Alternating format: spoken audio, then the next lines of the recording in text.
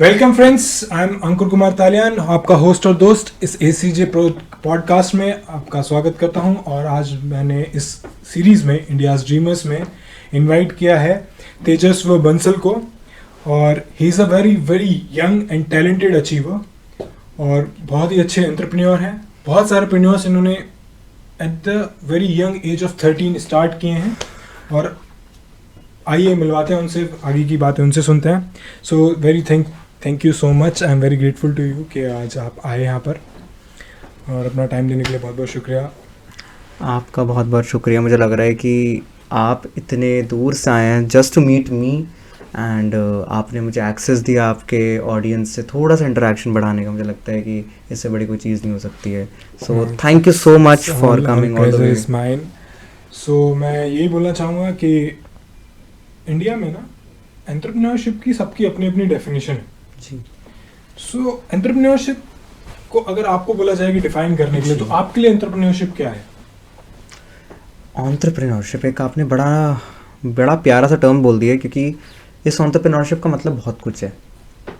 भारत में क्या है ना कि हम लोग ना देखी देखी बातों पे बहुत बिलीव रख लेते हैं। मैं नहीं बोलता कि मैंने नहीं रखा, इधर उधर की बातों मैंने बहुत बिलीव रखा, पर मैं ये मानता हूँ कि एंटरप्रेन्योरशिप एक कला है। मैं मानता हूँ कि एंटरप्रेन्योरशिप एक आर्टिस्ट होता है। एक आर्टिस्ट वो होता है जो कि अपनी कला को और हर दिन उसको बढ़ाते रहता है, उसको और ज़्यादा निखारता है, उसको और ज़्यादा देखता है, फिर समझता है, फिर आगे बढ़ता है, और उसके अंदर पैसे कमाने की लालच नहीं होती। एंटरप्रेन्योरशिप ऑफ बिजनेस पर्सन में है ना, कि या बिजनेस टाइकून्स और व्हाटएवर वी से बिजनेसमैन, उसका सबसे बड़ा फ़र्क पता है क्या है? मुझे लगता है कि एक एंटरप्रेन्योर अपने जीवन में संघर्ष करता है, कुछ नया करता है, कुछ बड़ा करता है, है ना। पर वहीं पर ही अगर आप बात करें एक बिजनेसमैन की, मुझे लगता है बिजनेसमैन एक प्रोडक्ट बनाता है, उसको बेचता है। एक शॉपकीपर एक बिजनेसमैन है, he is not an entrepreneur. लोग बोलते हैं कि अरे आपके लोकेलिटी में भी तो इतने सारे नहीं, they are not entrepreneurs. Please don't call them entrepreneur, they are businessmen. They are particularly earning something out of it after selling that. मैं ये नहीं बोल रहा एंटरप्रेन्योर अर्न नहीं कर रहा है, वो अपना प्रोडक्ट बनाता है आर्टिस्टिक अप्रोच लगा के, and then he turns to a business person. तो मुझे लगता है कि वो अंडरस्टैंडिंग होना बहुत जरूरी है। So basically for you entrepreneurship is all about being an artist. हाँ, अग्रीड, बिल्कुल। सो यार, जैसे कि जितना भी थोड़ा बहुत मैंने जाना, आपने बहुत यंग एज में एंटरप्रेन्योरशिप स्किल दिखाई अपनी, या फिर माइंडसेट बनाया। बेसिकली आपको शायद उस टाइम पे उस वर्ड का भी ना पता हो, लेकिन वो माइंडसेट हमेशा से था। तो आपने जैसे कि बताया कि 13 ईयर की एज में कोई वेबसाइट कैसे बना सकते हैं यार, उसके बारे में बताओ जरा। देखो, ऐसा है ना कि जब जीवन में ना आपको पता हो ना कि देखो, मुझे लगता है ना जब आर्टिस्ट पता है कब बनता है, मैं बताता हूँ। एंटरप्रेन्योर को मैंने आर्टिस्ट बोला, मैं आर्टिस्ट की बात बताता हूँ। मैं आर्टिस्ट शब्द इसलिए इस्तेमाल करता हूँ क्योंकि मैं उनसे रिलेट बहुत करता हूँ। मैं खुद भी एक आर्टिस्ट हूँ, और मैं आर्टिस्ट का मतलब ये नहीं कि एंटरप्रेन्योर उससे आर्टिस्ट बोल रहा हूँ, आई राइट। तो मुझे लगता है राइटर जो होता है ना, वो जब डीपर लेवल पे जाता है, वो लिखता है अपनी कला, जब लिखता है तो वो डीपर लेवल पे घुसता चला जाता है। एक बात तो ये है। बात रही, आपने मुझे बोला कि 13 साल की उम्र में मैं कैसे करता था, ये बड़ा आपने ना बड़ा अच्छा सा बड़ा दिलचस्प सा क्वेश्चन पूछा। मैं कभी इसको आंसर नहीं किया, पर आज मुझे लगता है कि आज बता ही देते दुनिया को, और आपकी शायद ऑडियंस उससे रिलेट भी कर पाएगी। क्या होता था कि जब मैं बचपन में था, करीब 10, 11, 12 साल का था, मेरे मन में बड़ा इच्छा होती थी कि यार जैसे टीवी है, टेलीविजन चैनल कोई आ रहा है, उस पर ना कोई लोगो आ रहा है, ठीक है, Sony, Star Plus, Colors TV and everything, तो उस पर लोगो आता था। वो इतना फैसिनेटिंग लगता था, इतना अच्छा, इतना मज़ेदार लगता। मुझे लगा कि यार इसको कुछ ना कुछ तो करना है मुझे, इसको या तो वापस रीइटरेट करके बनाते हैं, क्या करा जाए। और पता है क्या फैसिनेटिंग लगता था कि लोगो है और पीछे वीडियो चल रहा है, लोगो हट नहीं रहा अपनी जगह से, तो ये कैसे हो रहा है। उस समय एडिटिंग आती नहीं थी, तो मैं क्या करता था, मेरे पास एक नोटबुक थी, और उस समय रफ नोटबुक के ज़माने होते थे उस टाइम पर। ये तो होता नहीं था कि भाई आप कर लो फेयर नोटबुक में कर लो, क्योंकि आपकी नोटबुक ही लिमिटेड आती थी। और उस टाइम अगर आपने बोल दिया पापा को कि भाई मैंने एक नोटबुक ख़राब कर दी सब हरकतों से, तो वो आपको डांट भी देंगे, क्योंकि आपका काम ये नहीं है। तो मैंने एक रफ नोटबुक ली थी, जिसको मैंने छुपा लिया था। मैं उस पर क्या करता था कि बस बनाता था। मेरी शायद दीदी की, मेरी जो बहन है, मेरी sister, she is Elder than me, उसकी पुरानी कोई नोटबुक थी, उसमें 2-3 पेजेस बचे हुए थे, तो उसमें बनाता था मैं लोगोज टेलीविजन चैनल के पीछे। मैं वो वीडियो टाइप का ही बना देता कि एक है और उसके ऊपर लोगो लगा हुआ है, वैसे। तो वहाँ से मतलब मुझे ना फैसिनेशन बहुत था, और सबसे बड़ा फैसिनेशन मुझे पता है कब होता था, जब अवार्ड शो हो रहा है और बीच में एकदम से रिवैम्प हो रहा है लोगो, या पूरा चैनल रिवैम्प हो रहा है, उसका पूरा लेआउट, उसका पूरा डिज़ाइन रिवैम्प हो रहा है। Basically how creative they are, Exactly. fascinates you always. हाँ, कि वो क्रिएटिव, वो बिजनेस चैनल, जैसे कोई सीईओ आता था बोलने कि भाई जैसे सोनी टीवी का सीईओ, मुझे नाम उनका याद नहीं आ रहा, बहुत समय से वो सीईओ है सोनी टीवी के, और वो जब आते थे स्टेज पे कि धन्यवाद ऑडियंस आपका, और आपने इतना मुझे और हमारे चैनल को बड़ा किया है, और अब हम अपना नया लोगो रिवील करेंगे।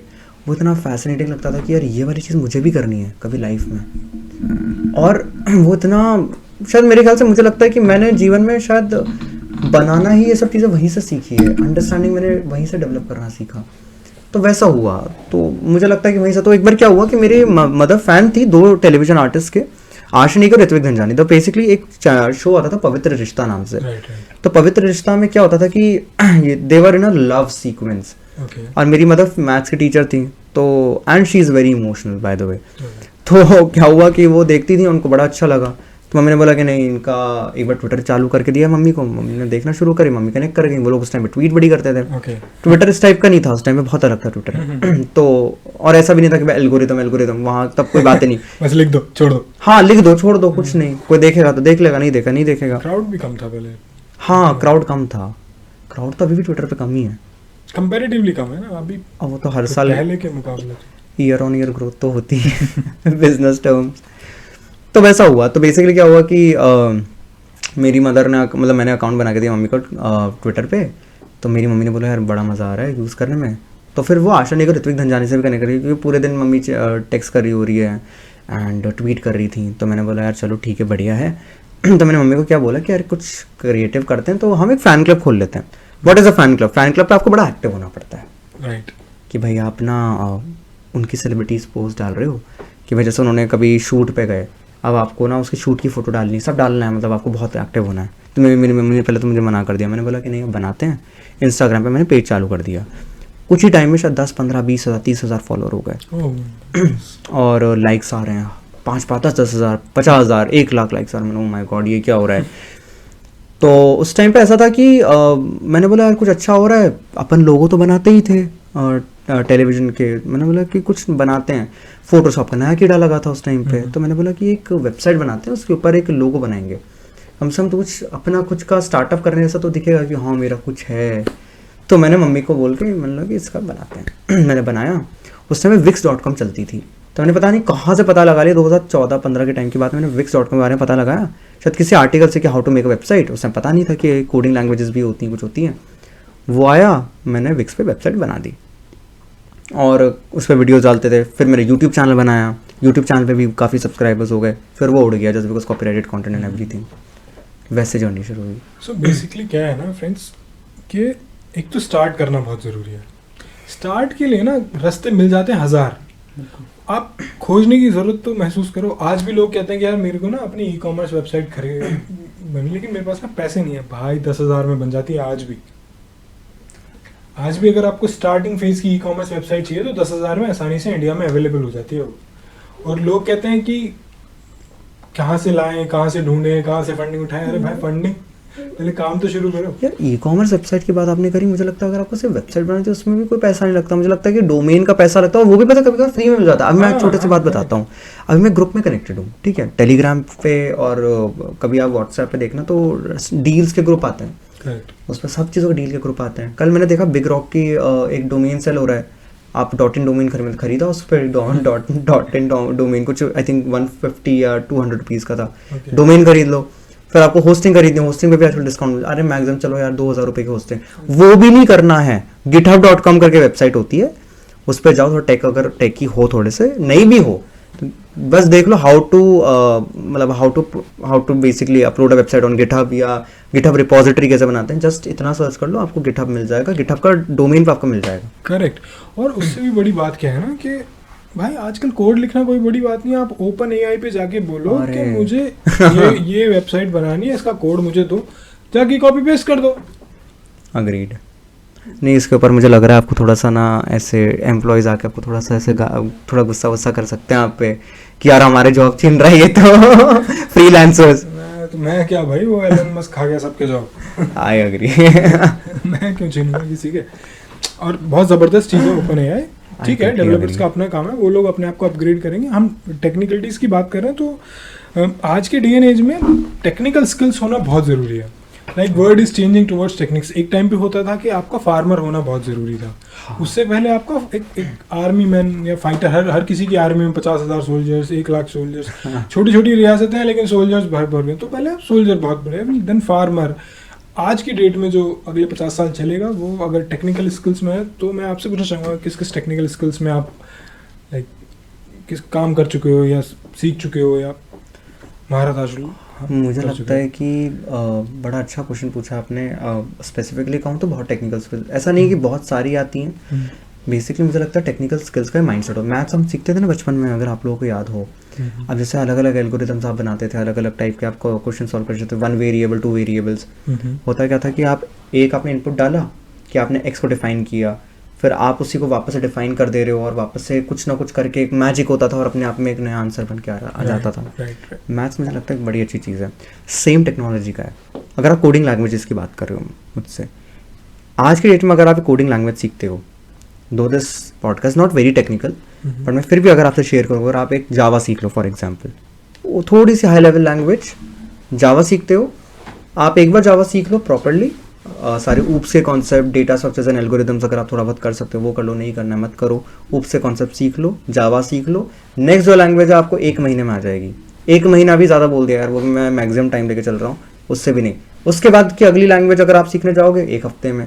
और लोग तो इस लेवल पे आ जाते हैं भाई साहब कि बस कोड भी नहीं देखते हैं, एक डॉक्यूमेंटेशन करके होता है। जैसे मान लीजिए क्या होता है कि आपको लैंग्वेज सीखनी है, राइट। अब आप गए गूगल पे, आपने सर्च किया, जैसे फॉर एग्जाम्पल गोलैंग सीखनी है आपको, Golang is a language, correct.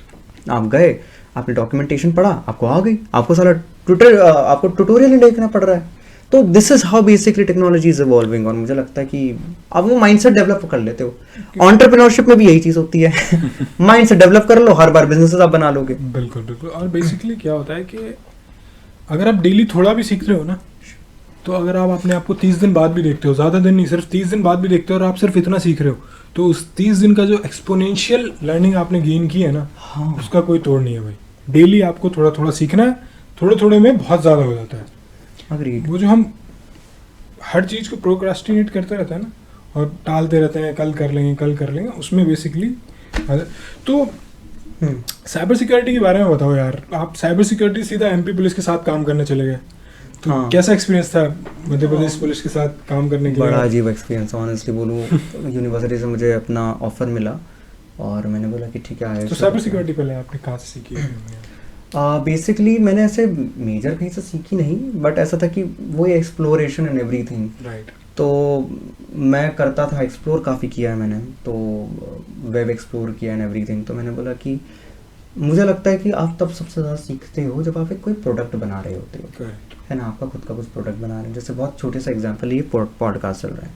अब इस पॉडकास्ट के अंदर कैमरा कैसा अरेंजमेंट होना चाहिए, ये आपको मुझसे ज़्यादा पता है। अगर मैं पॉडकास्ट चला रहा हूँ, ऑल्दो मैं भी पॉडकास्ट चलाता हूँ छोटा सा, जिसमें हम जल्दी से अंकुर भैया को हम होस्ट करेंगे, पर जैसे ही आप इसमें घुसते हो तो आपको छोटी छोटी बारीकियाँ पता चलती हैं। राइट। तो ऐसे ही मैं स्पेसिफिकली अपने प्रोडक्ट पे काम कर रहा था, स्टार्टअप पे काम कर रहा था, and I got into it कि ठीक है थोड़ा सा तो सीखना चाहिए।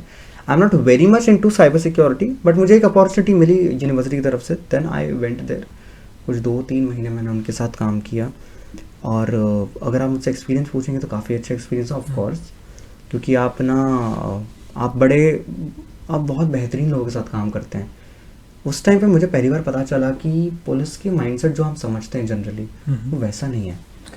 पुलिस का सिस्टम एक्चुअली आपको स्लो बहुत लगेगा, जो कि है, पर जो लोग वहाँ काम करेंगे अंदर पोटेंशियल बहुत है।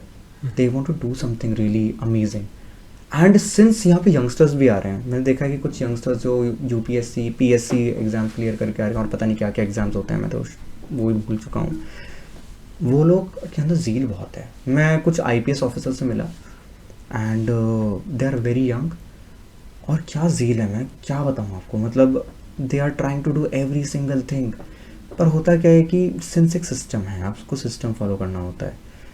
फिर भी अगर आप मुझसे पूछेंगे कि मेरा स्टेट की अगर मैं बात करूं, तो they are not very much ahead in cyber security. I mean, so basically what was your job with them? आपका स्पेसिफिकली जॉब क्या होता था, और कोई ऐसा वियर्ड केस जो आपने लाइक हैंडल किया हो या वियर्ड केस आया हो आपके सामने? हाँ, थैंक यू सो मच। नहीं, आपने बहुत अच्छा क्वेश्चन पूछा। एक्चुअली क्या था, मेरा जो जॉब था वो था एक तो पहली बात उनको असिस्ट करना, क्योंकि मैं इंटर्नशिप पे गया था वहाँ पे, तो असिस्ट करना अलग अलग प्रोजेक्ट्स पर। स्पेसिफिकली टेक्निकल लेवल पे मेरा इतना जॉब नहीं था, जो कि मैंने लेकिन किया, फिर भी टेक्निकल लेवल पे अलग अलग सॉफ्टवेयर्स को मैंने हैंडल किया। बट मैंने जॉब्स को हैंडल किया, मैंने एक्चुअली ऑन ग्राउंड प्रॉब्लम्स का हैंडल किया, लोगों को समझाया about cyber security and VPN के बारे में, अलग अलग छोटी मोटी चीज़ों के बारे में, एंड लोग बहुत अनअवेयर हैं। एक चीज़ तो ये है। दूसरी चीज़ ये है कि वियर्ड केस आपने मुझसे पूछा, तो वियर्ड केस मेरे सामने हर रोज़ ही आ रहे थे, जो कि मेरे लिए बड़े नॉर्मल हो गए। Sextortion was one of the most irritating case. Irritating मैं इसलिए बोल रहा हूँ क्योंकि इतना बुरा कैसे हो सकता है किसी के साथ, और हर दिन जब आप ये सुन रहे हो तो आपको समझ में आता है कि तो बहुत ज़्यादा गलत हो रहा है। करेक्ट। पर हमने उनको हैंडल, मैंने वहाँ सीखा कि एक्चुअली अगर आप चीज़ों को थोड़ा सा एनालाइज करो तब बहुत कुछ अचीव कर सकते हो। हम जनरली सेक्सटॉर्शन में बहुत डर जाते हैं। मैं ये बोलता हूँ मत डरो, आप जाओ पुलिस के पास में एक बार कंप्लेंट तो करो। They have the power, they know how the psyche works, they have everything on board. मुझे लगता है एक बार आप पुलिस को अप्रोच करेंगे तो वो आपकी बहुत ज़्यादा मदद करते हैं। तो मेरा वो थोड़ा सा अंडरस्टैंडिंग रही है with cyber security. Okay, if ये तो आपने अपनी अभी तक जो हुआ वो बताया। अभी आप एक प्रेन्योर कर रहे हैं, दास्तान लाइव के नाम से कर रहे हैं, और उसके अलावा भी आप काफ़ी सारे प्रेन्योर्स बनाए हैं। तो अगर कोई नया लड़का आपके पास आता है और वो एंटरप्रेन्योर की सबसे इम्पोर्टेंट चीज़ आपसे पूछता है, जो कि है नेटवर्किंग और पर्सनल ब्रांड, और वो पूछता है कि यार तेजस्वी भाई मेरे को आप ये बताओ कि मैं इसमें कैसे काम करूँ, तो आप उसको कैसे एडवाइस करोगे? क्योंकि आपने बहुत बड़ा नेटवर्क अपना बनाया है जी, तो उसमें आप कैसे उसको एडवाइस करेंगे कि आपको पहले बेबी स्टेप्स ये लेने हैं? मैं सबसे पहले थोड़ा सा दास्तान लाइव के बारे में समझा दूँ। जी। दास्तान लाइव बेसिकली एक ऐसी ऑर्गेनाइजेशन है जो मैंने खुद के लिए शुरू करी थी। मतलब मैं कुछ करना ही है लाइफ में यार, तो धीरे धीरे करके मैंने शुरुआत करी दास्तान लाइव की। एक ऐसा प्लेटफॉर्म है जो कि लाइव आर्टिस्ट प्लेटफॉर्म है, जहाँ पर लोग आते परफॉर्म करते हैं हमारे साथ में, हमारे सिस्टम्स में परफॉर्म करते हैं। हम एक प्लेटफॉर्म देते हैं लोगों को। हम ये मानते हैं कि किसी के पास प्लेटफॉर्म नहीं है, बहुत लोगों के पास वो प्लेटफॉर्म ही नहीं है जो मैंने बनाया, लोगों के पास में वो टाइम भी नहीं है बनाने का। हम उन लोगों को वो पर्टिकुलर प्लेटफॉर्म प्रोवाइड करते हैं। That is my idea. तो हम भी एक कम्युनिटी चलाते हैं, करीब 1 लाख 1.5 लाख से ज़्यादा आर्टिस्ट हमारे साथ में आज पैन इंडिया लेवल पे परफॉर्म कर रहे हैं। एंड आगे बहुत सारे टेक लेवल पे प्लान्स हैं। अभी तक तो हम बहुत नॉन टेक पे चल रहे थे, अब टेक लेवल पे हमें घुसने की बड़ी इच्छा है। VCs को अप्रोच करें एंड एवरीथिंग। बात रही आपने मुझे नेटवर्किंग की करी, तो मुझे लगता है I am the best person to tell you about this, since मैं इस नेटवर्क को मेंटेन करता हूँ।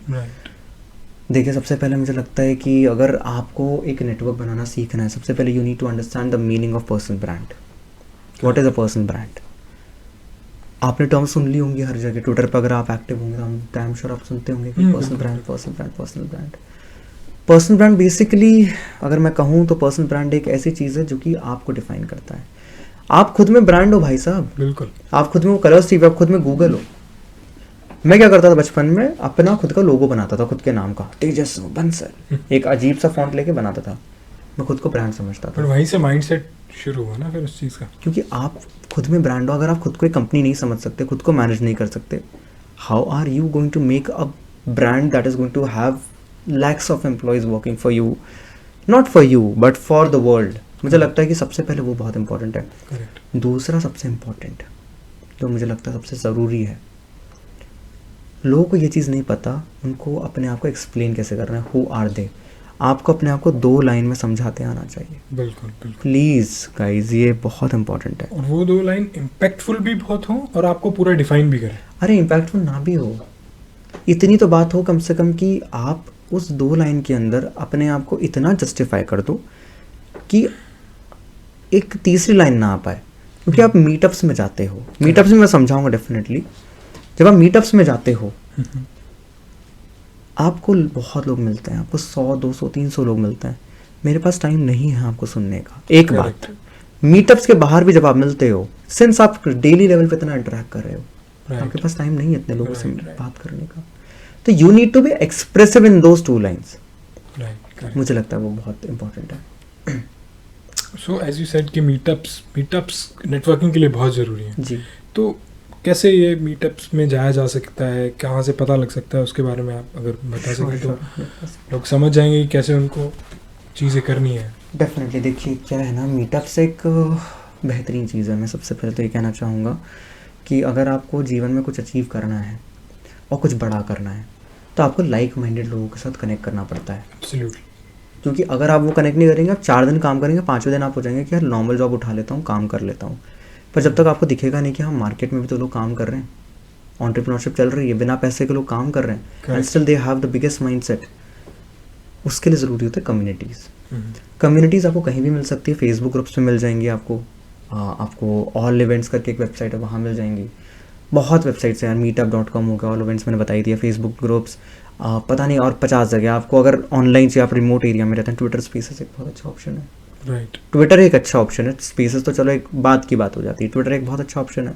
आपको बहुत लाइक माइंडेड लोग मिलेंगे, पर ढंग का कंटेंट देखोगे तो लाइक माइंडेड मिलेंगे। बिल्कुल। और ट्विटर के बारे में बेसिकली मैं बोलूँगा कि वहाँ पे आपको जो चाहिए वो मिल जाएगा। आपको लाइक माइंडेड लोग चाहिए, आपको एंटरप्रेन्योरशिप में बढ़ाने के लिए आपको वो मिल जाएंगे। आपको लाइक माइंडेड लोग चाहिए फालतू की बकवास करने के लिए, हेट्रेट फैलाने के लिए, आपको वो भी मिल जाएंगे। सोशल मीडिया ऐसा ही है, आपको जो चाहिए वो मिलेगा। अब आपके ऊपर डिपेंड है कि आप क्या चाहते हो। मैं मानता हूँ ट्विटर फिर भी बेटर है ऑनेस्टली। सोशल मीडिया तो खैर चलो, इंस्टाग्राम वगैरह की मुझे बात नहीं करनी चाहिए, वहाँ तो आप जानते हैं क्या कंटेंट। एक तो पता है सबसे बड़ी दिक्कत है कि मीम कल्चर जो आ गया है, मैं क्यों मानता हूँ उसको बहुत बड़ी प्रॉब्लम है, क्योंकि हम खुद को ही ना सेल्फ डिग्रेड कर रहे होते हैं पूरे दिन।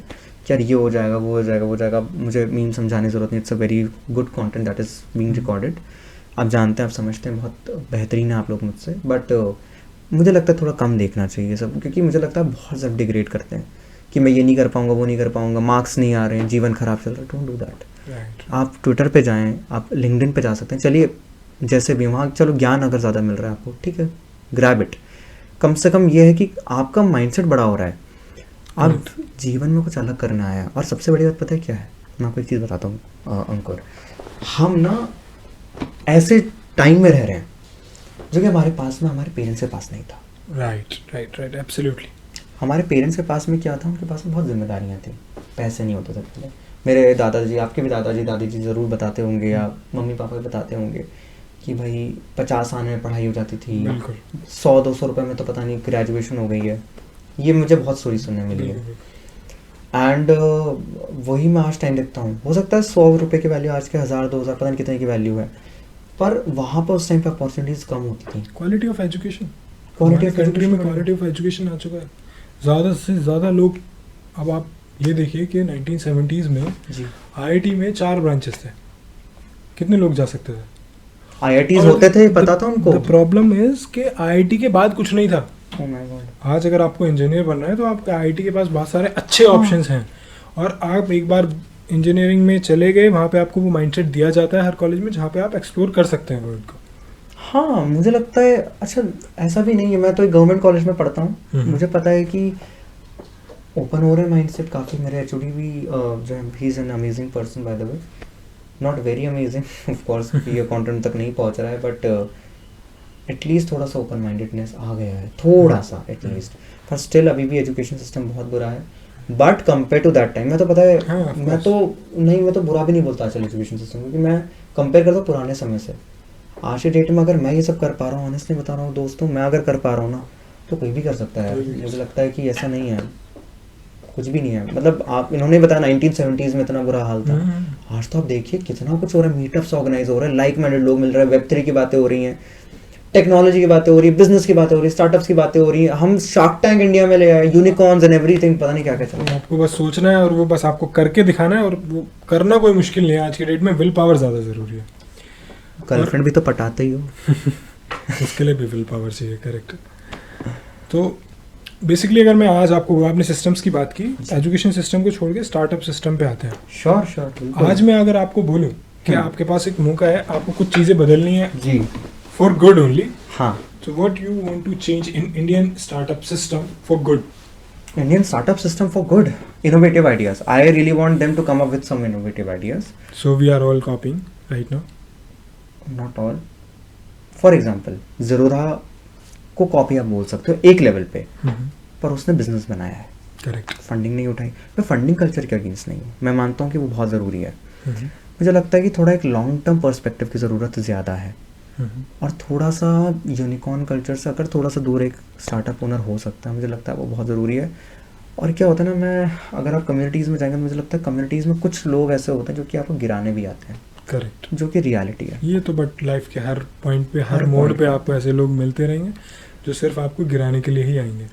पर पता है वहाँ पर जब आपको मिलता है कॉर्पोरेट कल्चर में, आपको पता है आपको जॉब करनी है, आज यहाँ छोड़ोगे कल वहाँ कर लोगे।